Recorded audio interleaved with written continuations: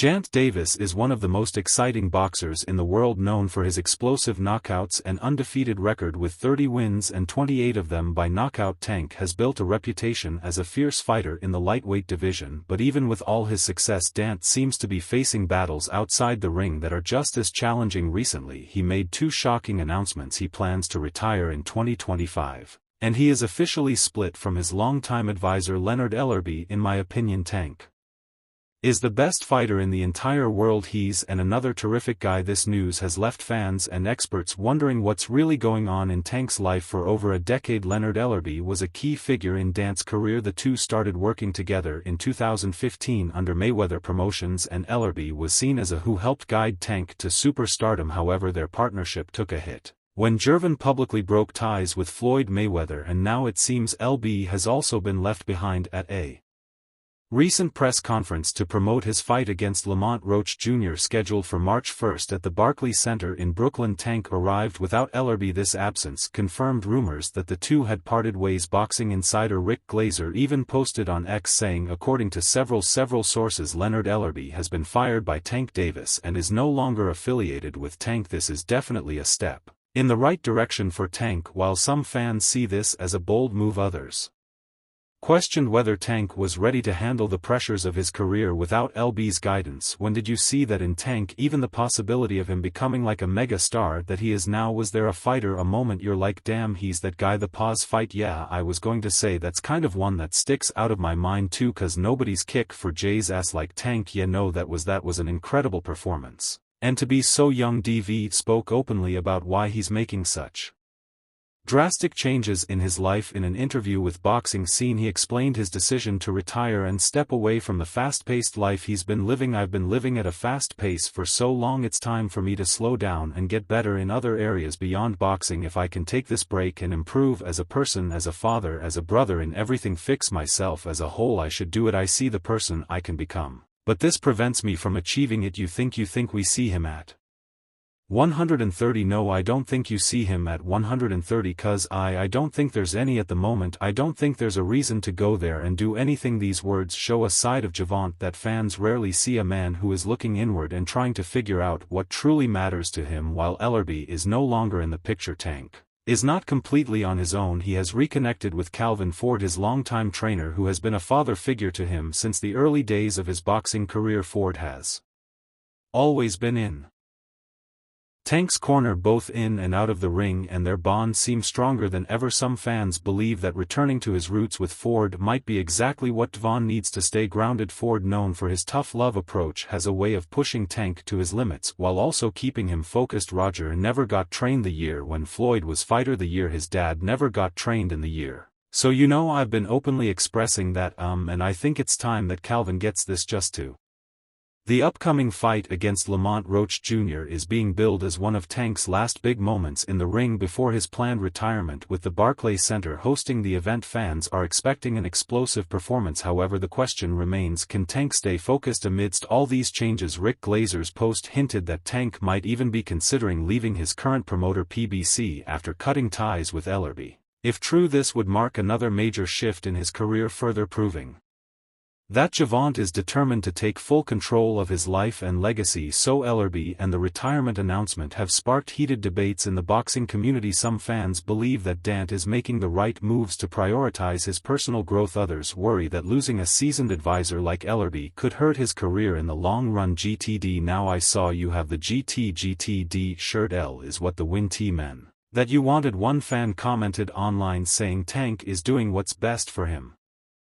Sometimes you got to cut people off to move forward. Another wrote, I respect Tank's decision, but I hope he doesn't burn too many bridges. Boxing is a tough business no matter what happens next. Gervonta Davis's legacy in boxing is already cemented. He has delivered unforgettable knockouts and proven himself as one of the most exciting fighters of his generation. Yet his recent moves show that he's not just thinking about his legacy in the ring, he's also thinking about his life outside of it. By splitting From Leonard Ellerbe reconnecting with Calvin Ford and planning his retirement. Tank is signaling that he's ready to take on new challenges. Whether this will lead to even greater success or create unexpected hurdles remains to be seen. This comes after Jake Paul's call out of Tank, which Leonard Ellerbe had a lot to say about. John needs Jake Paul. Nakasa Badarian, CEO of Most Valuable Promotions, boldly stated as Jake Paul publicly accepted a challenge from Dant Davis. This unexpected clash of words came after Jake's fight with Mike Tyson, a match that had the boxing world talking. Tank, clearly upset about seeing his idol Mike Tyson share the ring with Jake Paul, didn't hold back his feelings. He took to social media, posting fiery stories, calling Jake a bozo and threatening to beat his brakes off the next time they cross paths. I'm told it T getting in there with T. I don't give a damn. He active. He won't be able to hit Tank if he fought him.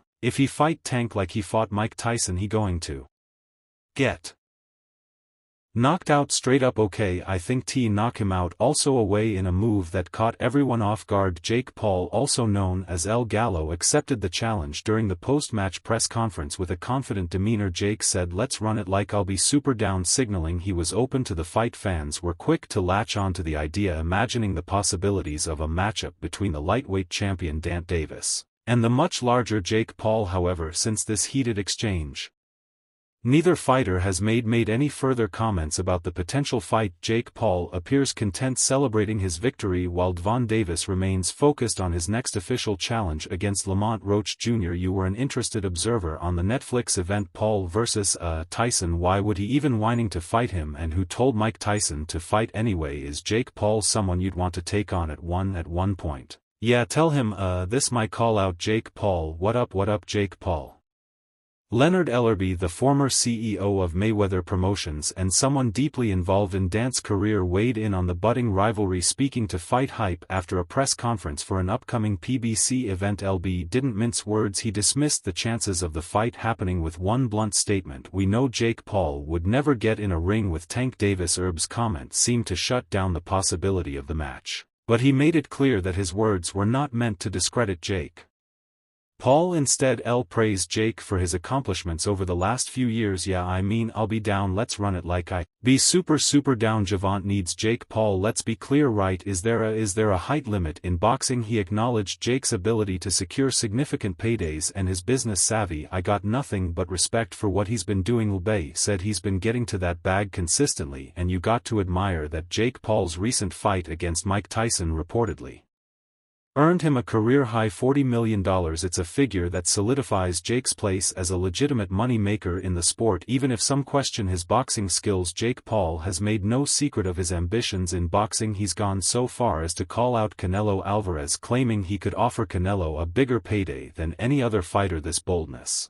is part of what makes Jake Paul such a polarizing figure in the sport. You know, it could be against Jake Paul we don't know he was trying to beat up on Uncle Mike. "We said we would run it one day, kind of like gave birth to his boxing career, so I'm here to end it. If I fought Jake, probably like 185. I really think they generally think that I'm probably too small, but like I said, I think skills pay the bills." You see Floyd when he fought. Yet when it comes to Gervonta Davis, LB was clear in his stance. He stated that while Jake Paul is a smart businessman, he knows better than to step into the ring with someone as dangerous as Tank Davis. Tank Davis is Tank Davis, and Jake Paul knows that. LB remarked, implying that Jake is aware of the risks involved in facing a fighter of Tank's caliber. One significant obstacle to a fight between Gervonta Davis and Jake Paul is the massive weight difference. Tank fights in the lightweight division, typically around 135 pounds, while Jake Paul competes as a cruiserweight, weighing in at around 190 pounds. This disparity makes a fight